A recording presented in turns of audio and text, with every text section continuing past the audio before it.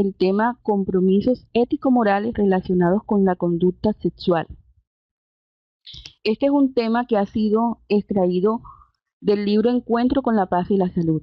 Es un tema, toda la parte que hable de sexualidad genera interés, genera también animosidad, genera preguntas, y esto no es algo nuevo, es algo muy antiguo.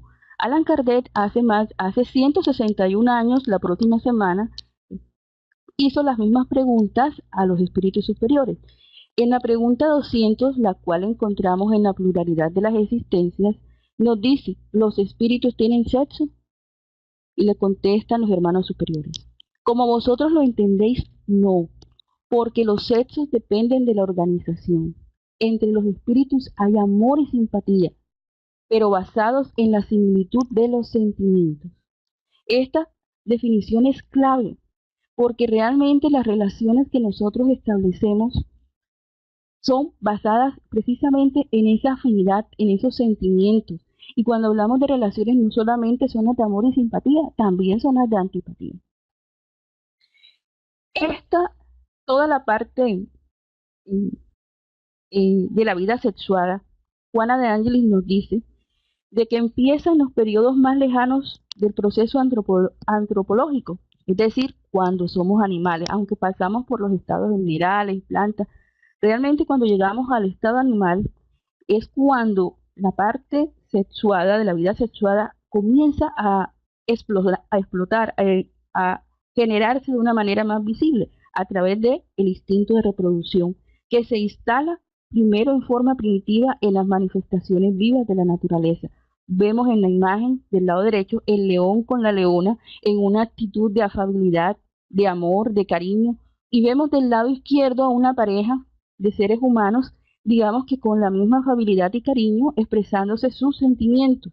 Para pasar de estado del león a la pareja, fue necesario que hubiese evolución, que ese instinto se consolidara, que surgieran sensaciones intensas que ayudaran a desarrollar la emoción, hasta que cuando llegamos a seres humanos, no solamente tenemos esa emoción, sino que tenemos además estados de gozo, estados de equilibrio, estados que nos ayudan a sentirnos bien tanto físicamente como psíquicamente. Todo esto que vemos nosotros, que sentimos ahora como seres humanos, ha sido trabajado muy hermosamente por el plano superior junto con nosotros. Y hoy estos sentimientos de amor, no solamente con la pareja, sino amor fraternal, amor de la familia, amor de padres, hijos, de amigos, ha sido trabajado. Nosotros siempre asociamos la función sexual con el aparato genésico. Siempre es algo que es un paradigma mental, un cliché que hemos conservado o como hemos sido educados. Resulta que Juana nos esclarece de que el fenómeno sexual no tiene lugar en el aparato genésico en sí mismo, sino en el cerebro, en nuestro cerebro. Aquí vemos en la imagen, en la parte izquierda, nuestro cerebro, tenemos allí la glándula pineal, la glándula clave, la glándula base, la que dirige a todo el cuerpo físico, pero lo dirige a partir de las órdenes que el espíritu genera. Vemos el hipotálamo y vemos la glándula pituitaria. Nos dice ella, es en el cerebro, en el diencéfalo, en donde aparecen los diferentes estados de excitación. En esta región los neurotransmisores, es decir, las neuronas, que se encargan de la función sexual, producen ansias de deseo y los favorecen con las relaciones orgánicas indispensables para la comunión fisiológica anhelada.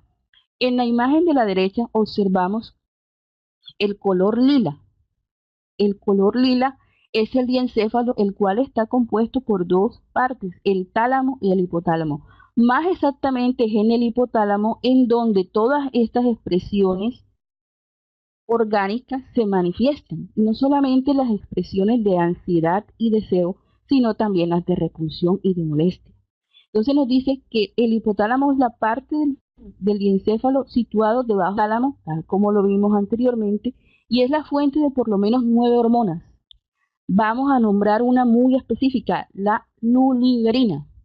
porque es la que desencadena, la que le dice a todo el cuerpo a través del sistema nervioso central que vemos del lado derecho, que está excitado, que está agradable, que quiere tener, digamos, una relación más cercana o placentera con la pareja, compañera o compañero con el que estemos. Entonces, es tan importante esta pequeña zona, la podemos ver del lado izquierdo, en un puntico rojo, la ampliamos, observamos que tiene pues la forma, si vemos, de un testículo, y está dividida en dos partes, una parte derecha y una parte izquierda. Todo allí se generan una serie de hormonas. Nos dice de que la principal, como les mencionaba, es la luliverina, responsable del control de las hormonas sexuales y es producida en el hipotálamo. Cuando mínimas cantidades de ese neurotransmisor son liberadas y captadas por diencéfalo, es decir, por la parte del cerebro, nos vamos para el lado derecho, de inmediato se desencadena el deseo sexual. Es decir, el espíritu es el que comanda, en el cerebro da la orden, se producen las hormonas y baja a través de la médula espinal, que hace parte del sistema nervioso central humano, y automáticamente esa hormona es irradiada, es irrigada por todo nuestro organismo. Y dice que de la misma forma otra sustancia, la oxitocina, se produce un resultado similar, lo que hace que la búsqueda sexual sea un fenómeno biológico portador de un gran impulso y una gran potencia, que induce al ser animal a la reproducción, en especial al ser humano, cuando se combinan la dopamina y la beta-endorfina, o sea, otras dos hormonas más, propiciando el desempeño sexual sumado al deseo, que en ocasiones es irrefrenable. Pero tenemos que tener en cuenta algo, que así como proporciona placer en el área de la sensación, también es responsable de emociones agradables y persistentes, en especial cuando provienen del sentimiento de amor que debe participar con intensidad en el connubio sexual. Es decir, que cuando además de la reacción fisiológica, nosotros le ponemos el sentimiento, le ponemos esa afinidad, esa simpatía, como nos decía la pregunta 200 que acabamos de estudiar, más vamos a sentir esa energía, esas energías, esas vibraciones que se comparten cuando está el sentimiento de amor. Pero cuando ese sentimiento no está, el sentimiento superior del amor, da lugar a que surjan contactos prematuros, despojados de significado emocional, que no llegan a producir la armonía interior esperada ni la saciedad, sino que inducen a nuevas y variadas experiencias en una búsqueda mágica del placer prolongado, el cual produce más cansancio que bienestar. ¿Cómo así? Es decir, que muchas personas han tomado la parte sexual como un pasatiempo, como un deporte, precisamente porque estas hormonas generan una gran cantidad de placer en nuestro organismo. Pero resulta que como no está el sentimiento, después que se pasa la reacción fisiológica que debe pasar, no queda nada, queda un vacío, quedan unas ganas de seguir haciendo, de obtener placer, generando una adicción a la sexolatría. La unión sexual, nos dice ella, es fundamental para la existencia humana, pues a través de ella se expresa la vida en primera instancia. ¿Por qué? Porque posibilita las reencarnaciones de los espíritus. También tiene otra función adicional, la unión afectiva. Comienza esa unión a la cual todos queremos aspirar y de la cual vamos trabajando en las diferentes reencarnaciones. Además de eso, comenzamos nosotros a trabajar la responsabilidad con el compañero que escogimos o compañera que escogimos. Es decir, que allí también nuestro libre albedrío comienza su proceso o continúa su proceso de crecimiento y de evolución. Y hay otro papel importante, se crean los vínculos espirituales que nosotros sabemos que en las reencarnaciones vamos intercambiando, a veces somos la pareja, a veces nuestro hijo, a veces nuestro familiar, a veces nuestro amigo, pero ese vínculo especialmente cuando ha sido trabajado con responsabilidad y afecto, siempre va a permanecer. También auxilia o o ayuda a generar estímulos para el arte y lo bello, para el trabajo y el progreso, para la búsqueda de la felicidad, no solamente con el compañero, sino con todo alrededor. Nosotros muchas veces, a veces en son de broma, molestamos a los compañeros. Al día siguiente está muy hermosa o está muy hermoso, el pelo le brilla. Y bromeamos al respecto. Tenemos en parte razón, porque ese cuando está el sentimiento involucrado, la persona, tanto hombre como mujer, expresa esa armonía, expresa ese sentimiento, se manifiesta en su organismo, se manifiesta en su personalidad y también de forma indirecta comienza a influenciar a todo alrededor. Y nos dice que la función sexual, Juana, es una función digna que ha sido establecida por la naturaleza como esencial para la reproducción, pero que resulta que nosotros muchas veces nos hemos dejado castrar de forma sexual. ¿Por qué?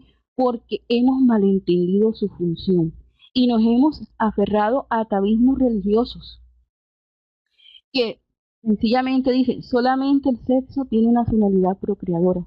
Y nos dice ella, como eso no es del todo cierto, porque, porque la divinidad no establece límites en el sentimiento de amor. Por el contrario, ¿por qué? Porque hay muchos seres que no van a tener pareja, van a quedarse solteros o solteras. Y resulta de que algunos dirán, bueno, entonces se quedó, en el caso de las mujeres, a vestir santos. Y eso no es así, porque resulta de que esa energía, ese sentimiento que de pronto no se expresó a través de la reproducción, se va a manifestar a través de la creación de obras, ya sea, por ejemplo, en el hogar, en el trabajo social, en el arte, en la literatura. Es decir, esa energía bien, ese sentimiento bien trabajado, eh, hace que todo lo bueno que tiene la persona se traslade hacia los demás. Es decir, como nos dicen las leyes físicas, la energía no se crea ni se destruye, solamente se transforma. En algunos casos va a ser a través de la reproducción, en otros a través de la creación de elementos que sean propios para todo el bienestar humano. Nos dice que en el pasado la ignorancia cultural y las frustraciones de los individuos atormentados, abrumados por los conflictos, rotularon al sexo como una manifestación de la animalidad predominante en el hombre y la mujer y lo denominaron pecaminoso e inmundo. Y nos dice de que no tienen razón de ser los que piensan de este modo, porque la cuestión más profunda no se limita a la unión de los sexos, sino de las mentes. Entonces, cuando uno en esa unión mental tal sentimiento de amor, va a haber creación. Pero si en ese sentimiento mental, porque todo empieza con un simple pensamiento, si ese pensamiento está orientado hacia solamente el acto sexual, sin incluir el sentimiento, entonces sí vamos a generar, digamos que, una serie de disturbios a nivel interior.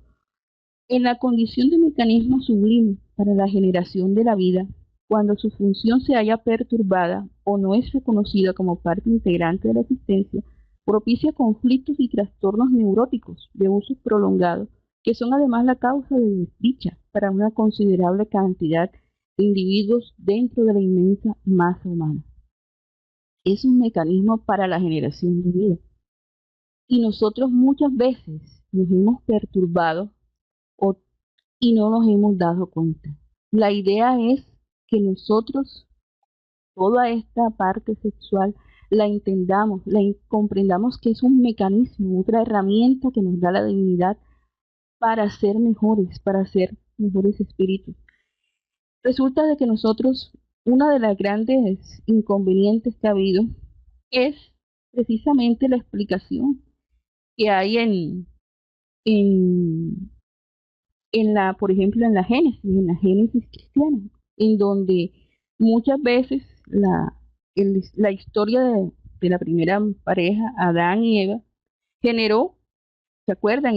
La fruta, la serpiente que hablaba, que yo no sé ni cómo es que en ese tiempo hablaban y ahora no. la serpiente que le entrega un fruto a la mujer y la mujer se lo entrega al hombre, y de allí comienza una serie de eventos en donde la mujer fue tachada, fue señalada como la instigadora de que Adán cometiera el pecado, siendo de que, pues, siendo utilizado esto para posteriormente, como la historia nos muestra, ser la mujer señalada, vilipendiada, tenida como algo menos que un animal. Solo últimamente, en estos siglos, porque nada debe quedar sin progresar, es que reencarnaron espíritus que han hecho, que nos han mostrado que ante Dios, tanto el hombre como la mujer somos iguales. Ante esto, Alan Kardec, en el capítulo Génesis Mosaica del libro La Génesis, según el espiritismo, eh, nos muestra eso, cómo este cuento, porque es realmente una historia muy bonita con el cual Moisés pretendió explicar, fue tergiversado para generar una serie de polémicas, de eventos, digamos que no adecuados, que hasta ahora en el siglo XXI estamos tratando de solucionar, y nos invita a revisar muchas cosas a la luz de la razón, del conocimiento espírita que en estos momentos estamos compartiendo.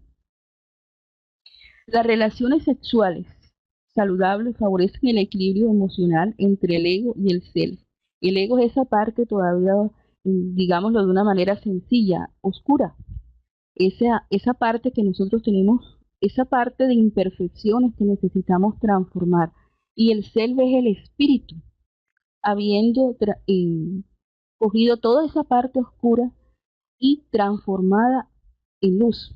Imagínense como si uno tuviera una ropa blanca, una blusa, una camisa sucia, y resulta de que esa suciedad es nuestro ego. Cuando nosotros vamos a la lavadora, a la máquina de lavar ropa, y aplicamos detergentes, le aplicamos los diferentes químicos y la vamos desmanchando, poco a poco vamos dándole el valor o el color blanco de esa camisa. Así es como nosotros vamos transitando entre el ego y el ser, porque realmente eso es lo que se debe hacer, un tránsito. Y las relaciones sexuales saludables entre hombres, mujeres, entre todos los seres, deben estar basadas en los sentimientos mutuos, en el respeto y en la ternura, porque de esa manera se proporciona la auténtica alegría de vivir. Y uno de los errores comunes que afortunadamente se está ahora solucionando a través de la educación es que nosotros antes, cuando nos decíamos sexuales, solamente pensábamos en el acto sexual. Y resulta que una relación sexual también es esa interacción entre las personas. Y resulta de que nos dice ella que esa vulgarización del acto sexual, en donde no hay amor, ha generado una cantidad de comportamientos alienantes. Y esos comportamientos no adecuados están generando una serie de trastornos a nivel interior. Y nos muestra, como nos muestra en la imagen de la derecha, que oscilamos los seres humanos entre la timidez en uno y el atrevimiento en otro. Esa oscilación ha generado choques de conducta que hieren las relaciones, especialmente las relaciones con uno mismo. Y ella nos dice, lo que debe prevalecer es el equilibrio, mediante conductas ético-morales pertinentes a una función de tan complicado como es la de la naturaleza sexual. ¿Por qué hablan tanto de estas conductas ético-sexuales? ¿Por qué? Ético-morales, perdón. Porque resulta de que en el libro de los espíritus, en el libro tercero, capítulo 1, Ley Divina o Natural, nos dan la definición de moral en la pregunta 629, porque una de las cosas que uno dice, bueno, ¿y eso de ético, moral? ¿Qué es? Conducta es cómo comportarme. Ético, es como raro. Y si lo junto con moral, bueno, creo que es moral. Entonces, acá, en esta pregunta, Alan Kardec pregunta, ¿qué definición puede darse en moral? Los espíritus le responden, la moral es la regla para conducirse bien, es decir, la distinción entre el bien y el mal, y está fundada en la observación de la ley de Dios. El hombre se conduce bien cuando todo lo hace con mira y para el bien de todos, porque entonces observa la ley de Dios. Pero entonces surge otra inquietud. ¿Cómo puede distinguirse el bien del mal? Contestan, el bien es todo lo que está conforme con la ley de Dios y el mal todo lo que de ella se aleja. Así hacer el bien es conformarse con la ley de Dios y hacer el mal es infringir la ley. Y si aún digamos que uno no la tiene tan clara en esas dos respuestas, hay otra pregunta, la 632, cuya respuesta es bien clara. Dice, Jesús nos dijo, ¿qué es el bien y qué es el mal? De una forma muy sencilla. Mirad lo que quisieras que se os hiciese y que no se os hiciese. Ahí está todo, no os engañéis. Aquello que es el bien es lo que nos gustaría a nosotros recibir. Y aquello que es mal, aquello que no nos gustaría. Aquello que nos afecta. Entonces, cuando nos hablan de estas conductas ético-morales es cómo quieres tú ser tratado, porque de esa manera tú eres el que debes tratar bien a los demás. Y especialmente en esta herramienta tan fuerte, tan hermosa, tan poderosa como es la parte sexual y que tampoco hemos utilizado adecuadamente. Los vicios a los que se acostumbran los individuos mediante la autosatisfacción y la exacerbación de los estímulos a través de la imaginación, los desvíos de la conducta sexual, llegando al borde de verdaderas aberraciones, crean dependencias emocionales que no hayan sido cuando se hace un uso equilibrado de las funciones genéticas. Además, dado que la existencia actual es portadora en el inconsciente profundo de las marcas de los compromisos lamentables del pasado, queda caracterizada por inseguridades y temores, cuando no por disturbios del sentimiento y la ambigüedad de la conducta, lo que lleva al individuo a mantener un comportamiento acorde con las exigencias del grupo en el cual se encuentra y otro comportamiento de la naturaleza mental, vicioso, vulgar y promiscuo. Observemos las imágenes que están ahí. Tenemos un jovencito, preadolescente, pegado al PC, al computador, y vemos el adulto, todavía más ya, digamos que más adicto a la situación.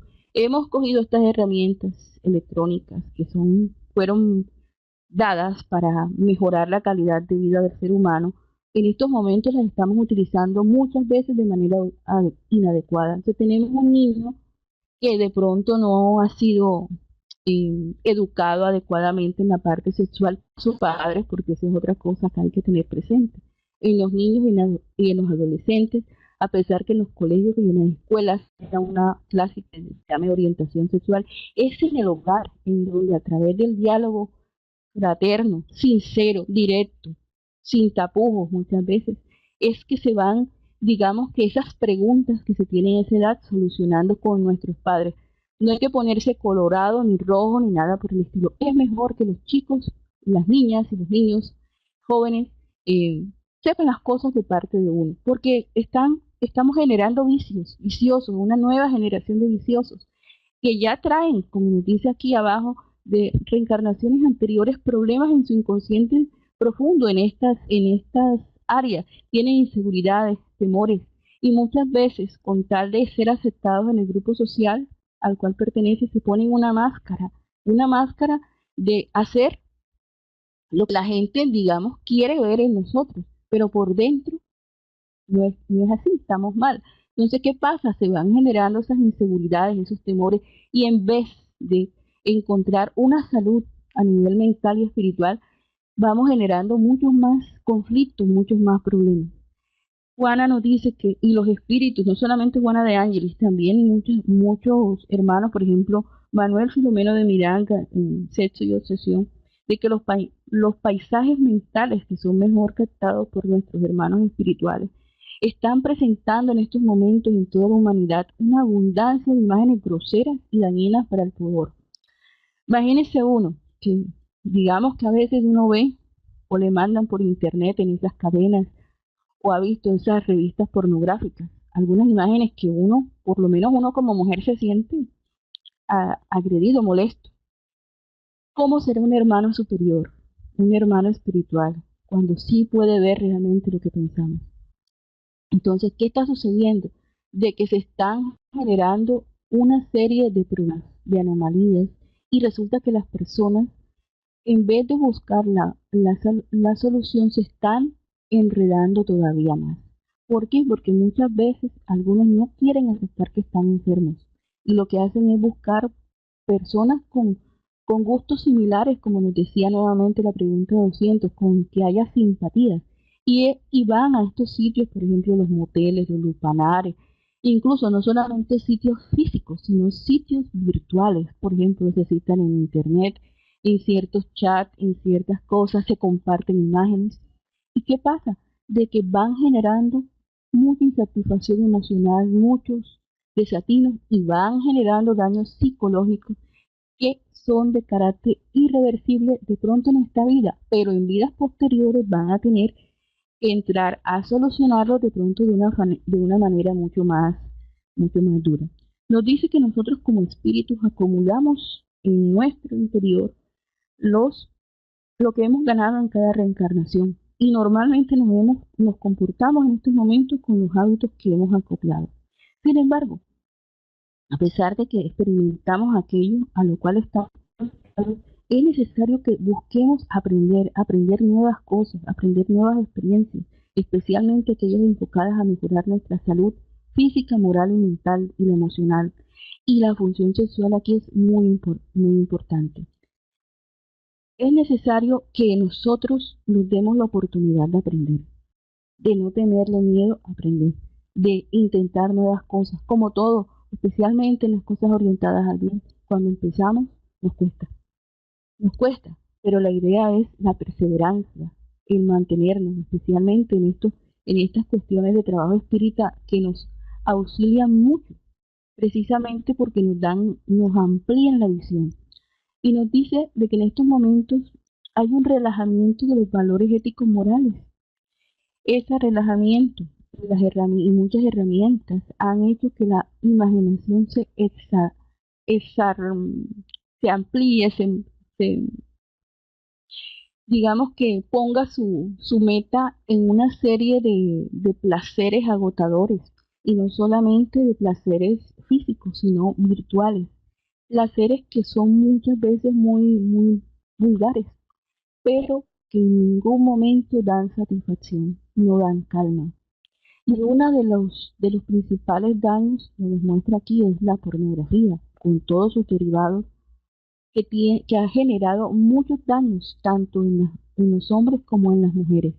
Ella nos dice, y es clara, no es necesaria ninguna técnica de castración sexual, de impedimento de la realización sexual. Lo malo, ¿dónde está? En la liberación exagerada y los ingredientes que se ofrecen para los buenos resultados, que son más morbosos que saludables. Y adicionalmente, hay, hay otra cosa, y es que se nos ha olvidado el el sentimiento que es al cual nos eh, estamos nosotros en estos momentos recordando esa necesidad de compartir. El sexo debe ser considerado como un órgano dispensador de alegría, pero también con funciones específicas, aquellas que le son pertinentes, y no como un plato apetitoso para gozos interminables. Y es muy clara con esto, que espero que digamos que es una de las ideas principales de este estudio que estamos compartiendo. No es el sexo el que aturde al individuo, sino su mente y su conducta depravada lo que lo lleva al desvarío, es decir, la mente, el espíritu. De allí empieza todo. Y nos dice que como justificativo para la alucinación que se apodera de una gran parte de la sociedad, se facilitan las conductas sexuales conforme al estilo de cada persona. O sea, ahora hay a la carta, a la selección en las apps, en los menús de internet. ¿Y qué pasa? Que esto ha generado muchos abusos en la función sexual, que se ven reflejados en nosotros y en la sociedad.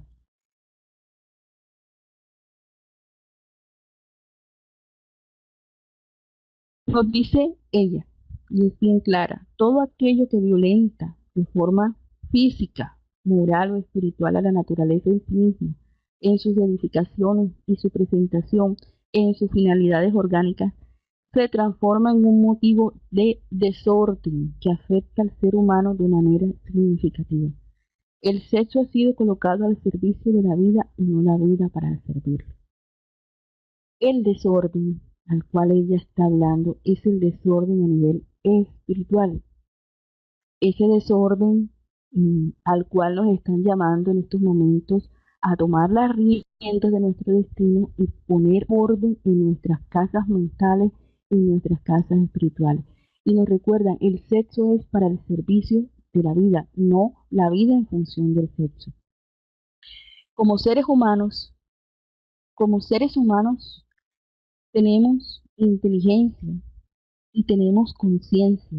Y en la conciencia, recordemos, como nos indica la pregunta 621, están escritas las leyes de Dios. Y todos tenemos las leyes de Dios escritas en nuestra conciencia.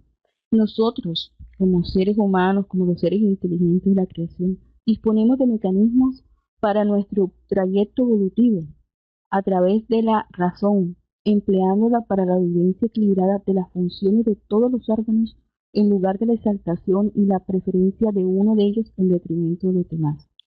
Deriva del abuso el agotamiento de las energías, la saturación del tipo de placer experimentado, la falta de interés emocional. Entonces, ¿qué pasa cuando hay esas faltas de desinterés? Generamos problemas de alcoholismo, drogadicción, rebeldía, sexolatría. Entonces uno dice, pero ¿por qué si yo estoy usando la razón? No puedo cambiar de hábitos.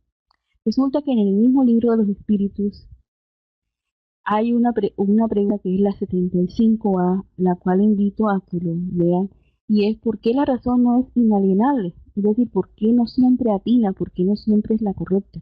Y ahí son muy claros los espíritus, por la mala educación, por el orgullo y el egoísmo. Entonces, si nosotros no hemos cambiado aún usando nuestra razón, es porque todavía nos falta ese proceso de lavado mental, de ese autoenfrentamiento que muchas veces no nos gusta, queremos evitar. Entonces, cuando, cuando nosotros generamos esas dependencias, por ejemplo, el alcoholismo, la drogadicción, la sexolatría, vamos generando dependencias emocionales a, por ejemplo, el alcohol, en este caso al sexo. ¿Y qué sucede? Vamos degradando la personalidad. Generamos trastornos depresivos profundos que pueden conducir al suicidio y al homicidio. También nos sintonizamos a nivel espiritual con hermanitos de igual tenor espiritual, necesitados y enfermos como nosotros.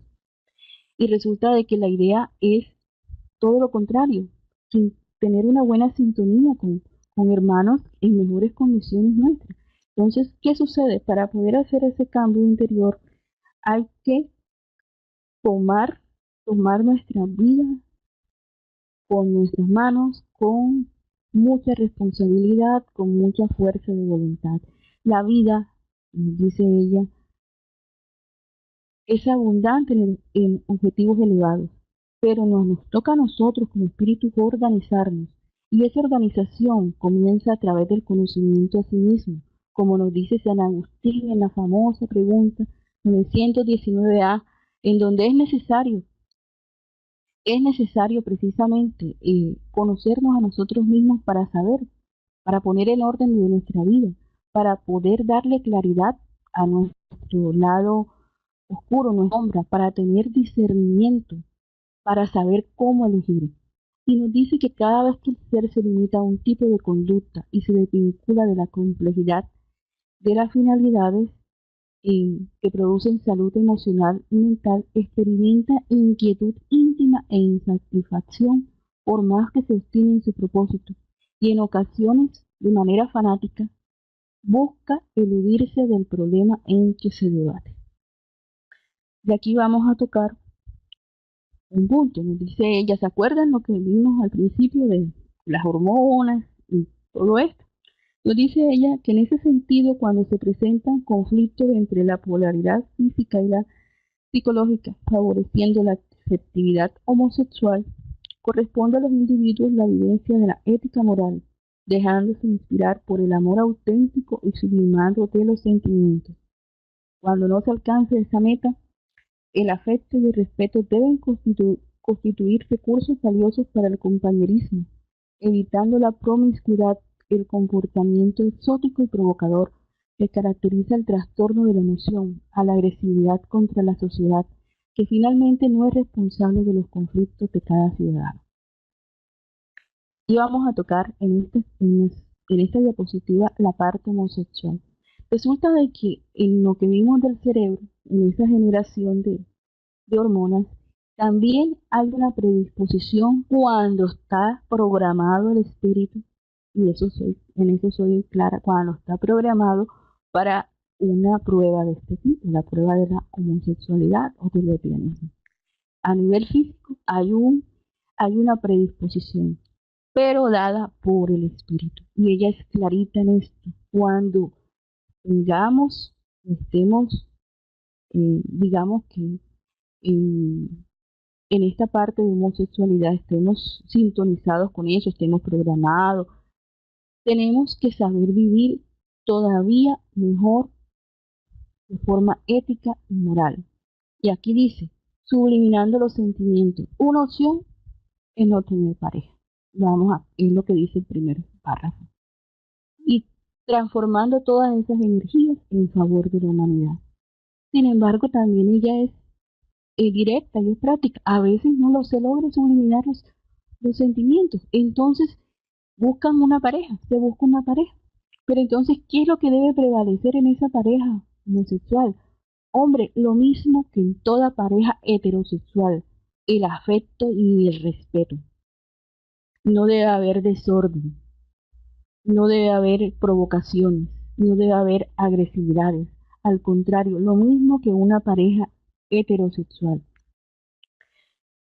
Esta parte de sexualidad, de homosexualidad, fue preguntada en el programa Pinga Fongo a Chico Javier en 1971.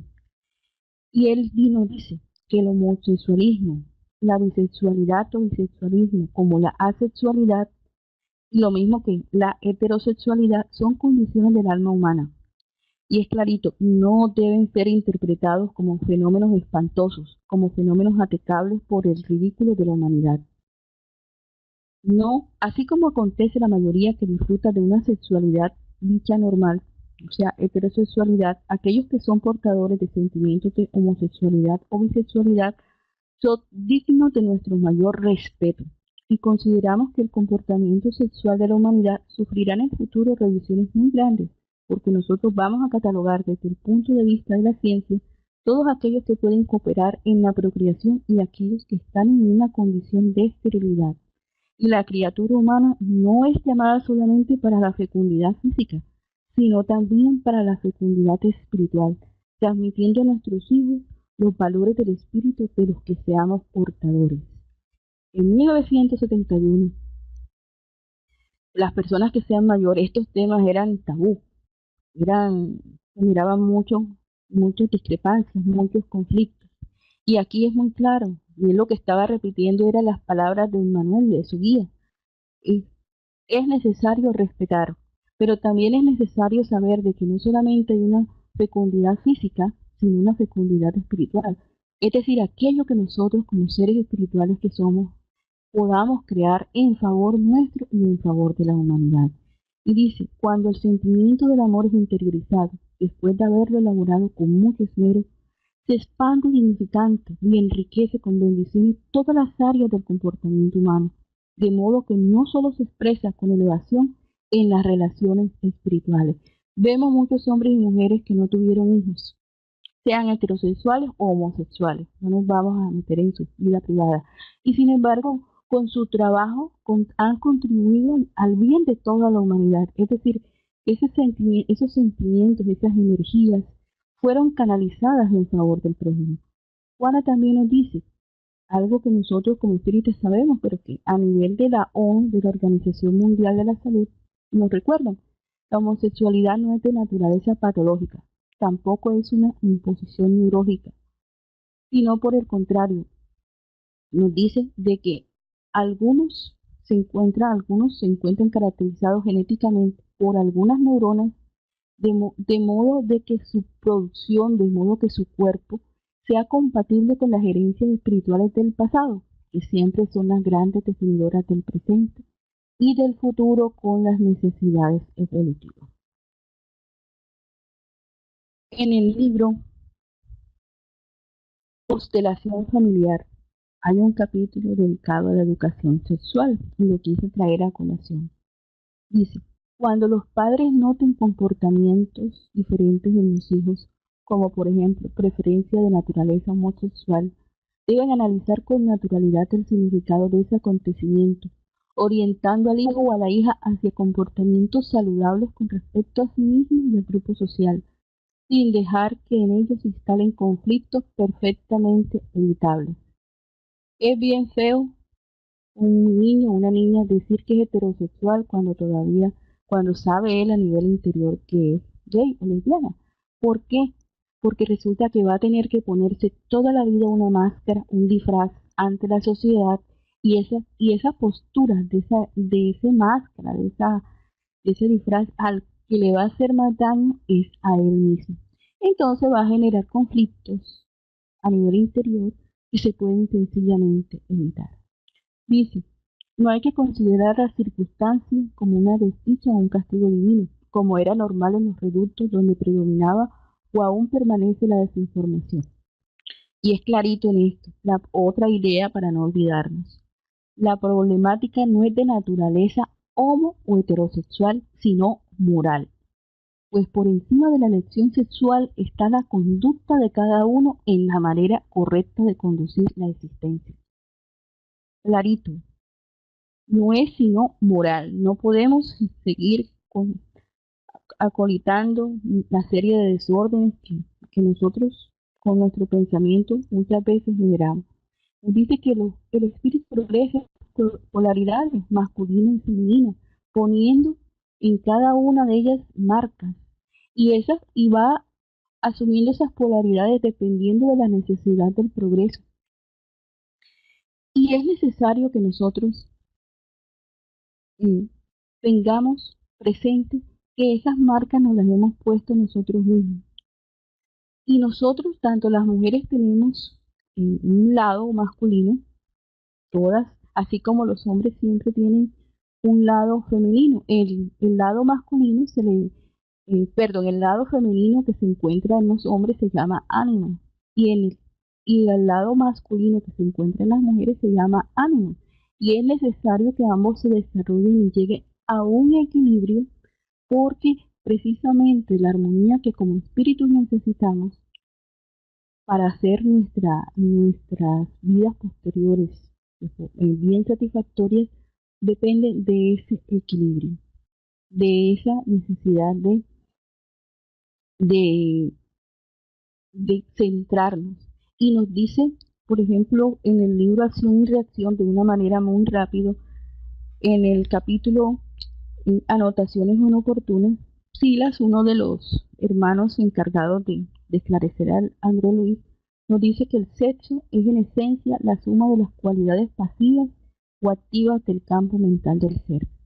Y pone un ejemplo, hay tres casitos en los cuales se puede presentar la homosexualidad a modo general, porque hay que aclarar que cada caso es único. Dice, el primero es cuando el hombre tiraniza a la mujer, cuando ha abusado muchas veces de ella. Entonces ha generado desorganización en su inconsciente, mucho desequilibrio. Entonces, es conocido por los agentes de la ley divina a un renacimiento doloroso en un cuerpo femenino para que en extremado desaliento íntimo aprenda a mirar a la mujer, a su hermana, a su compañera, a su hija o a su madre. E igualmente, las mujeres, cuando hemos arrastrado a los hombres al libertinaje, a la delincuencia, creamos también esta serie de compromisos a nivel espiritual, requiriendo reencarnar en cuerpos masculinos con el fin de que el infortunio de la emotividad sepa desarrollar desarrollar el respeto que debe a los demás. Y hay una tercera, que no incluyen aquellos hermanos que reencarnan en cuerpos que no corresponden a sus más recónditos sentimientos, precisamente con el propósito de obrar con más seguridad y valor, no solo en el acrecimiento moral de ellos mismos, sino para ejecutar tareas especializadas a través de situaciones peligrosas de soledad en favor del campo social terrestre, que les vale como renuncia constructiva para acelerar el paso en la comprensión de la vida, en la comprensión de la vida. Entonces nos dice que el hecho de que alguien ame a alguien del mismo sexo no significa ni disturbio ni desequilibrio de la personalidad, sino una opción que merece respeto, que puede ser considerada como una cierta predisposición fisiológica, así como una necesidad sexual diferente, con objetivos experimentales en el proceso de la evolución.